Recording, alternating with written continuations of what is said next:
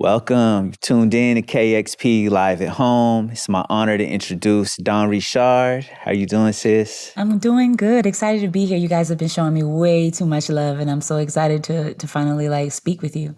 Absolutely. Would you like to introduce this first song? Yes. So this is the first song I'm introducing for my Second Line album. I'm excited because you guys are getting the first exclusive opportunity to see me perform live with these records.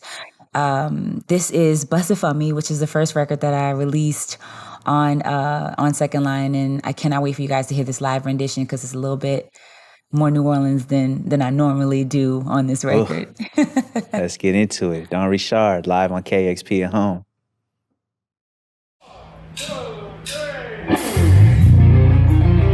I know they sleep, borderline dreaming, missing out on his good love, showing out if you're coming closer. I've been really thinking about some love. Won't you sit back, let me roll it? Now I can better in this dirty, hotter than the sun in the summer. So won't you drip like me? Cause you know it moves speed. I like a jacuzzi. I like a jacuzzi. I like a jacuzzi. Yes, I'm trying to blow the roof off, trying to burn down if you want. Drop the time and I get slicker, trying to make the sun stick like a sticker. Man, just lay the special shade down, trying to make it move my name from your lips now. While you're sitting there, won't you pass me the hotter than the summer on a lake in the south? Yeah, so won't you feel like me? Feel me sweating, blowing, yeah, a jacuzzi. I like a jacuzzi. I like a jacuzzi. Like a jacuzzi. So won't you keep me right there? Keep them in my ear, hit it like a snare. With the beat, with the. I know you really wanna go now. Trust me when I say we can go round the round. Temperature is fine, so let's not wear it down. Let me take it higher now. Say, trip like me, yeah. Say, trip like me. I like a jacuzzi. I like a jacuzzi. I like a jacuzzi.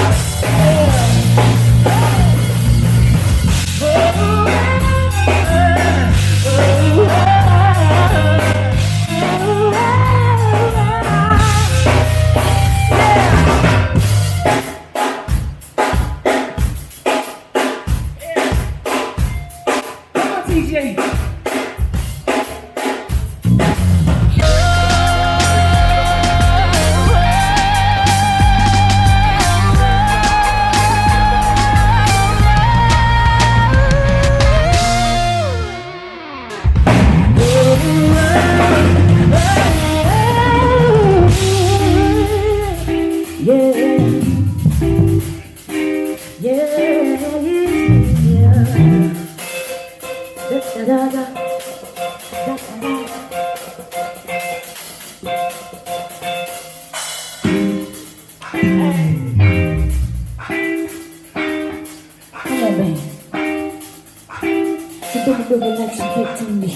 Like a ration, but in the heat, southern goes through it back to you. Take a seat, setting up to you. Take a seat. Hey, Bussifame. Bussifame. No, you're my best match in the sleep. So gotta me, the fake match, you see, I'm scratching on you. Watch the feet, the time to slow down. Never me. Bussifame. Yeah, Bussifame.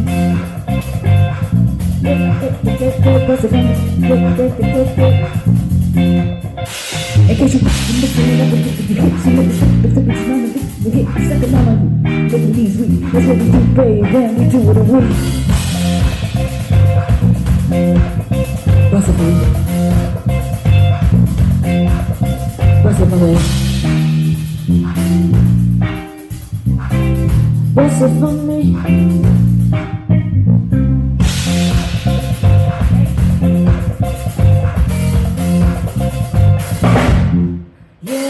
it for me. They never see me. They never see me.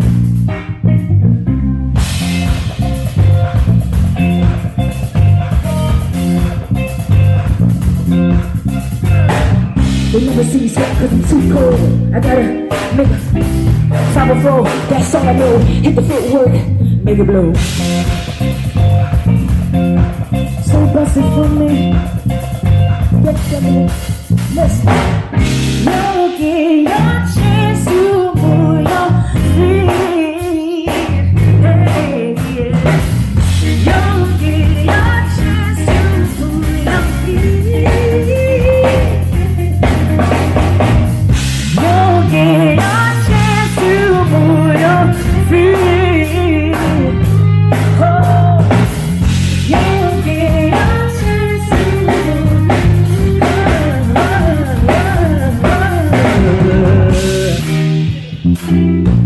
Yeah, say what's it for me?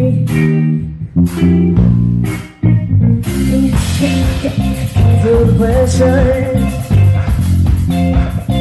Feel the pressure. Yeah. What's it for me?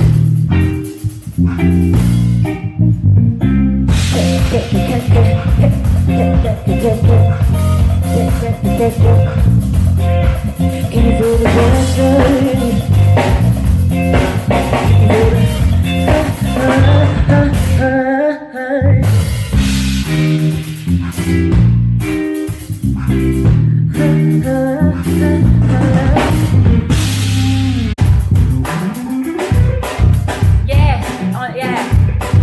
Hold me the pilot, right? You tricky. Papa Styles think you sticky. You are not gold, you temporary. So late to the party. Now with the fake. That was nice. Hey, I say I'm not with the fake. Not with the fake. Not with the fake. Not with the fake. I don't invest if I can't make a profit. Southern girls only make the bomb. Flying over, call it the pilot. Sit.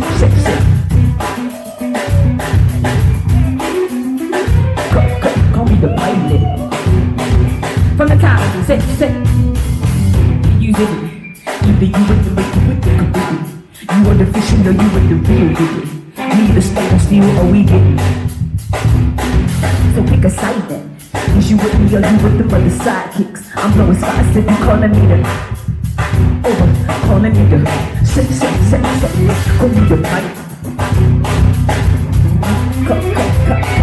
Call me the pilot. Listen, you tricky. Papa Styles think you smoking Ricky. You are not gold, you temporary. South Venice, you late to the party. Not with the fake. I don't invest if I can make a profit. Southern girls only make the fly. Flying over hoes, calling me the sit. Call me the pilot. Cut.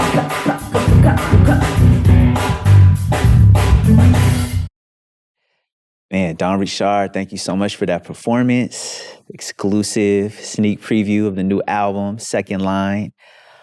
Man, I'm very, very excited to get to sit and chop with you.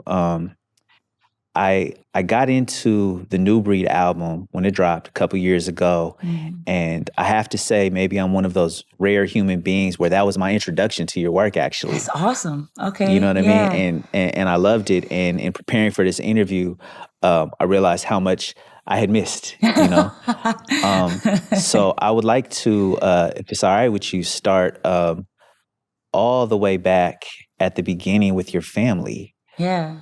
Because you come from a musical family. Can you talk a little bit about that? It's wild to hear you say that was your introduction. I love hearing that because I think people come to me in stages, and I'm like building all these just versatility within a fan base or a movement, right? It's just all different kinds of people because my music has kind of had such an interesting trajectory.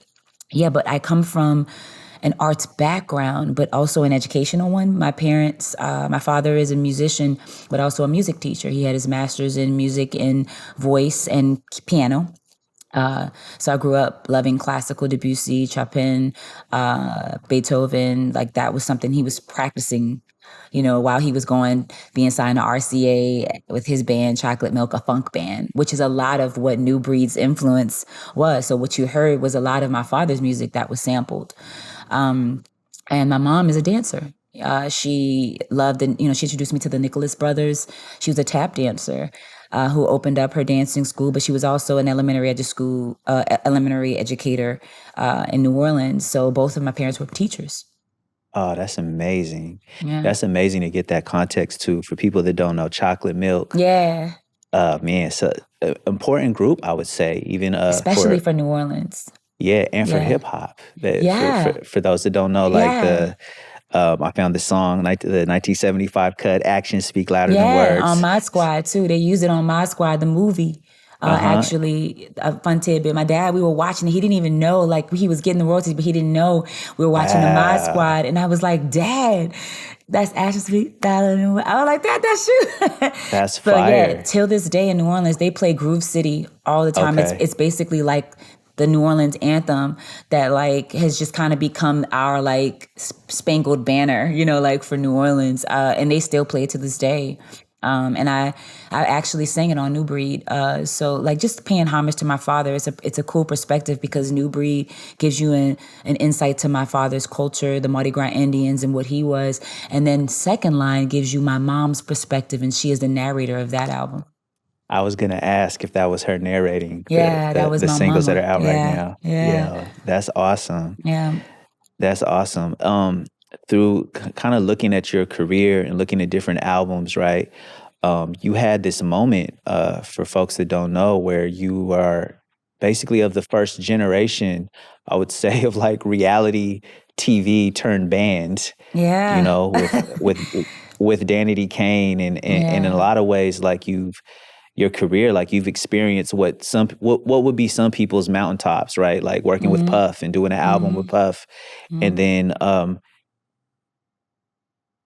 almost like working out that trauma through a series of solo albums that you put out independently. Can you talk a little bit about that journey and what it means for you to kind of like be on that, mainstream level and then to go independent and I think everybody looks at it like it's wild to them, right? That idea, like I kind of went the backwards way, right? Reality TV at that time was completely different than what it is right now. We were kind of like the original guinea pigs, right? It was when there was no scripts. It was like Puff would literally put us in a maze and, put some food down and tell us now run. It was like that kind of, it was like a science experiment. And this was our lives. So it was just a completely different journey for us, but it was also massive because of it. So Danity Kane was like huge. And I think he didn't even realize how big it would be coming from that. And you're right, we were a predominantly white pop girl group, multiracial pop girl group, signed up to a rap label, because at the time Bad Boy was a hip hop label. So that was a completely different journey. I mean, he had Dream before, a girl group that was kind of a pop girl group, but we really were the first to have like a TV show behind us. And then to go from that to Diddy Dirty Money, which was, you talk about amplified times 1,000. I think to this day, one of the most progressive and trend-setting albums of our time. That just journey was a wild one for me, coming from the lower ninth ward of Louisiana, where the only thing we had was No Limit and Cash Money. That was all we had. There was no Black women being represented in pop from New Orleans. We had Kentwood, Louisiana, which was Britney Spears, and that was about the only representation of any Black girl making it outside of that. If you sung soul or R&B, you maybe had a shot, but to go into pop was just like, as a Black female at that time, was unheard of. So I really, for me, it was like a whirlwind. I wish I could have stayed in that mainstream journey because it was beautiful, but it was also like eye-opening. But I didn't have the privilege to be able to stay there after 10 years of working hard and two groups being kind of taken away from me. I had to make a decision. And I kind of didn't really have to make this. I had no choice. And I had to become an independent artist. And what I learned is I had to figure out how to maneuver in a time where independent wasn't cool. Independent wasn't hot 10 years ago. And so I was trying to finesse myself within a space where, number one, I was black, I was a woman, and I was doing music that probably wasn't considered, for the black woman. And so being independent didn't help that journey. But because I had the mainstream knowledge and I had the practice of what I had been built in, I was able to apply and take those breadcrumbs and survive as an independent artist the way I have for the last 8.5 years. Yeah, and you've been prolific at it too, Thank you very much. Yeah.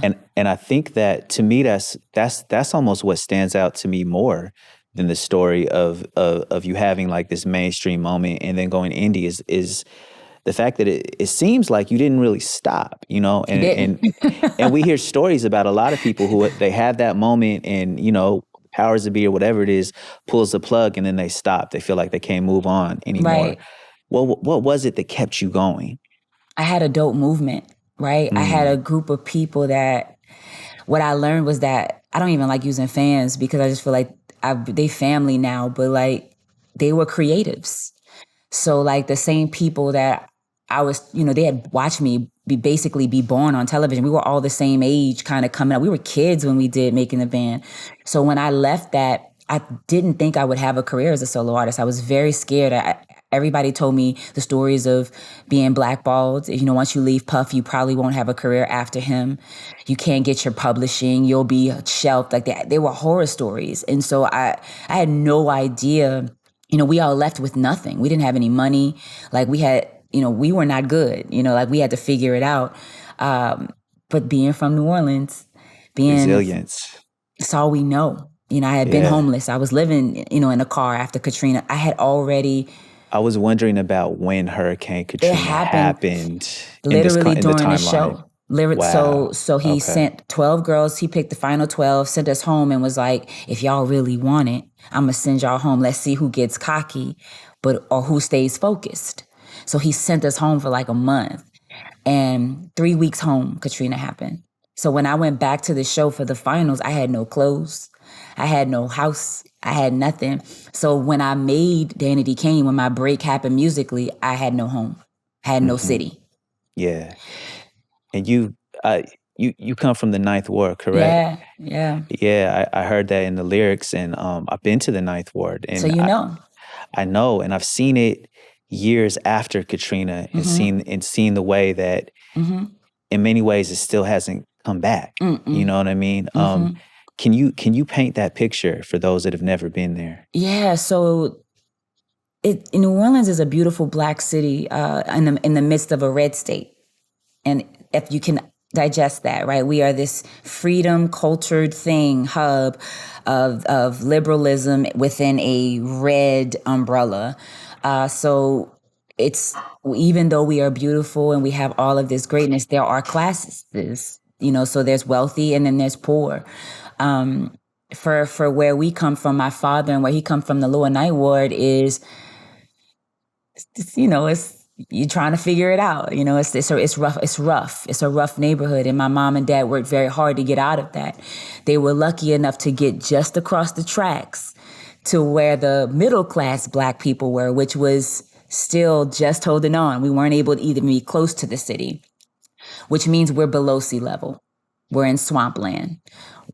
So when Katrina happened, we were 12 feet underwater. Because the further out you go away from the city, the blacker it gets, the harder it gets, the more the government don't care.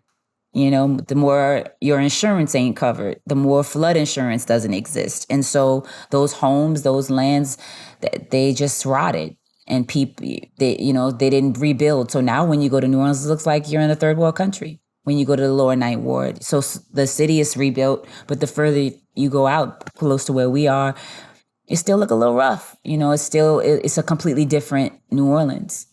It's so surreal. Like I remember, man, I have so many memories from it. I was just there for a day. Yeah.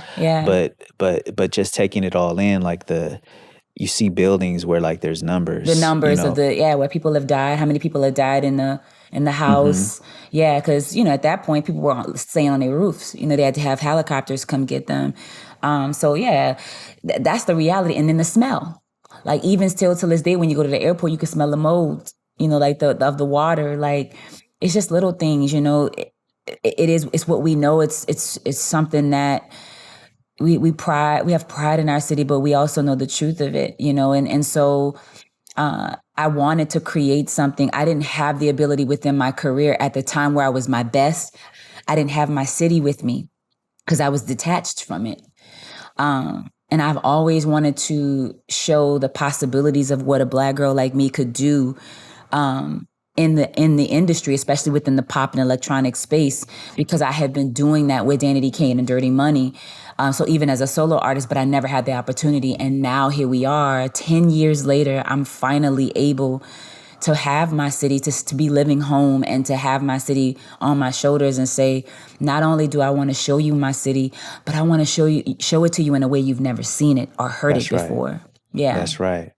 Yeah, absolutely. I'm thinking about so many things, right? Like the song Vultures and Wolves on New Breed. Yeah. It like that song to me, like it almost has a multi-layered meaning. I don't know if you intended it to. Speaking about the music industry, but also because so much of the city revolves around, so much of the album revolves around the Ninth Ward, and think about like post Katrina, and again, speaking of the Ninth Ward, like one of the things that really stood out to me was that line of Brad Pitt houses that just look like toys in the middle of it, and and what it's like when money comes into a place. Poachers. Like vultures. Vultures. Yeah. You know what I mean? Yeah. Wow. It's real. It's real. It's so much. Like how do you feel like the city is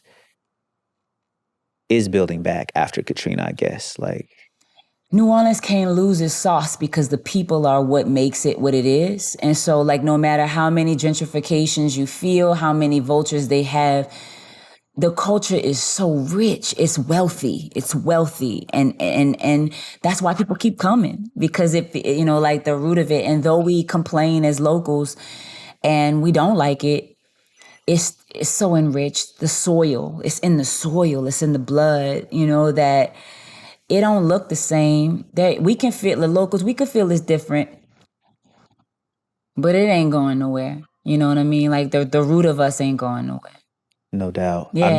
I've done shows here on KEXP, as a DJ, playing nothing but music from New Orleans, and just in exploring the music from that one city, like Bounce, Zydeco, folk, jazz, folk, blues, hip hop. Like it, and people keep country. The Acadian music. Like there is a broad spectrum because of how the bayou to French colonialism and what that is, to straight up hip hop, indigenous because we have the Mardi Gras Indians, so African culture, Caribbean. The connection to Haiti that also connects to your family. Exactly. The Haitians who came, we have a huge Haitian background here. So like people don't realize. Like I would posit that it may be the most important city for music in the United States. Absolutely. You know what I mean? Because of everything that it birthed. Absolutely. And we forget that. I don't know if we'd have American music and the we way we forget do that. Without the music of and New we Orleans. Forget that because we channel in on jazz and soul and blues so much. And that's what I'm trying to say with this album, especially with Second Line, is that wait now, I can exist in this electronic space and give you something that is super rooted within New Orleans, but give you something progressive because we are the bass. It's the bass. It's in the cadence, and that's what I'm glad you said that, because I think we are so lost in what the idea of New Orleans is that we keep forgetting that we are gumbo. This city is mixed with multiple things. So it's not far-fetched to have an artist come from it that can be multi-genre because I mean, we are in itself multifaceted. It makes sense. Yeah. I was reading somewhere where you described your music as what was it? You said genreless and genderless, which I love. Absolutely. Which I love. I never saw it as it having a genre because I never saw my city having one limited thing like that. That we have streets that are named after Choctaw Indians, and then we have a street that's named after a Spanish prince, and then we have another street that's named after a French colonial. Like, it's all over the place. And so I've only known that influence. So it's not a shock to me that I want to do an album or be an artist that is that versatile. My city is that versatile. Yeah, I wanna get to Second Line Yeah. because I haven't even heard the whole album yet. It's not Yeah. released at the time that we're recording this interview, but I've seen enough and read enough to be highly intrigued. Just so you know, I am obviously a music nerd because I work here at KEXP. I'm also a huge sci-fi nerd, Let's go. and I saw the anime video. I know that you're a lover of comic books and also an illustrator. Before we get to the album, can we please talk about your history with comics? Yeah. The Adult Swim connection and sci-fi. Can we get into that? Yeah, I love that you're speaking about it because I'm a nerd too. Yes. Yeah, I mean, down to the point that my girl group was named after a character that I drew, an anime character, which was Danity Kane. I've always loved comics. I grew up loving Akira, Bleach. Of course, like that was my introduction. Toonami was an introduction. Adult Swim was my introduction into to anime, and then further getting into graphic novels with manga. And I didn't realize how much I would love it until I realized not only did I love it, but I could draw it. You know, there was a fascination with anime and the eyes of the anime. I started with the structure of the eye because the manga eye is just so brilliant to me and the depth of it. And that was a love that became a whole thing for me. And I wound up doing a Danity Kane comic book with Aigo Manga, which is a cool company. And they've partnered with Crunchyroll and so on and so forth. And so when I became an independent artist, the first group of people that I wanted to work with was Adult Swim. And they were licensing music at the time for different indie artists. So I started. I remember. Yeah, so I started there. And then I say, you guys, by the way, I do draw. And they were like, no, you don't. I was like, no, I do. So I sent them a portfolio and they hired me as an independent contractor. And so I worked with them since 2015, just doing shorts, like little plugs for Venture Brothers and Rick and Morty. And then in the last year and a half, I didn't want it to just be about me anymore because I felt like there was just not a lot of Black animators, queer animators, female. And so I talked to them and I was like, can I be a creative director? Can I bring forth talent to the station with diversity and inclusion? And they said, sure. And so this last year, I've just been bringing in like hella talent from different places to bring just diversity to the channel. Oh, dope. Oh, man. Just something different. You know, I always felt like people were trying to tell artists what their trajectory should be, right? You're a musician, so you should have a clothing line, a perfume, and that's how you brand yourself in this way, and this is how you make money. But for artists like me who have had the unconventional story, how do we succeed? And so for me, I just wanted to show people that there was a different way you could be an artist and still be successful. You know, it isn't the same. I don't have, my fragrance or my Barbie, but I do have a partnership with the, Adult Swim, and I'm able to bring creatives to the table and do this. I do have a food truck. Like, these different things are like, it's not your conventional way, but it doesn't mean it isn't any less important. Absolutely. And that background with comics and that love of science fiction, I feel like leads perfectly into the new album, the concept behind Second Line. Yeah. Can you please talk about this concept about New Orleans in the future? Yeah. Because I love it. Yeah, I always felt like New Orleans has always been depicted as this kind of past thing, right? When you think of cartoons, you think of Princess and the Frog. Like, that's how New Orleans is seen, as kind of this like caricature idea of what we are. And I always felt like New Orleans has so much more potential than that. You know, when I think of Blade Runner and Mad Max, I was like, they always think of the cities like LA and New York as the backdrop for the post-apocalyptic era, right? When you think of it visually, when you look at Fifth Element, when they created that storyline, it feels like it was downtown New York in 4055, right? I felt like New Orleans would be such a great backdrop for a post-apocalyptic feel. What if the trolley flew? Like the idea that it stays in its past feel, but we take it to the future. And so when I made this album, that was what the vision would be like New Orleans meets Blade Runner, and like, how does that fit in? What would the Mardi Gras Indian look like in 4045? She'd have an android body. She'd be half synthetic, half human, with Mardi Gras feathers on the back of her body. And I partnered with some of the artists in New Orleans, Cole, who is one of the most renowned artists in New Orleans, and he drew my album cover. And she became the story behind it in the animation that you saw, the trailer. Nerdin, who is a Nigerian 3D animator, incredible. He's doing a whole camp for kids out there who can't afford to even have a computer. They're helping them animate. And he did the animation. And again, it creates an opportunity for you to see a black face as an android, because we have never seen that, right? In animation form. We don't get enough of that. And then to show New Orleans as the backdrop. That was important to me. And sonically, the album becomes your journey through it. Like, if you saw New Orleans in 5022, this would be the album you played. Yeah, I love it, man, for so many reasons. Just, it's an affirmation. It's a declaration that New Orleans does survive, that Black people do survive, that we are here in the future, and that's so important. Also, though, a lot of times when I think about futurism, right, like I think about it cyclical, right? Like time is a cycle. A lot of things that are going to happen have already happened, and we can learn about the future if we look at our past. And in many ways, I do feel like New Orleans is the future right now. In many ways, that indigenous communities are also the future, because this climate crisis, this catastrophe that is going to face everyone, has hit there first. And because it hit there first, the ways to survive, the ways to rebuild, all the resilience, like, they're also going to come from there. You know what I mean? Because we were built to survive it already, right? We have the build to do it. And that's what you just said is the realest statement ever. And I think that's why when I think about sci-fi and I think about the stories, it always boggles my mind that we are not the characters or the visual representations. When we watch it, everything is most of the time from Japan. So the look of it is a completely different look than in my mind how I see it. And though I love those stories, I always tend to put myself within them.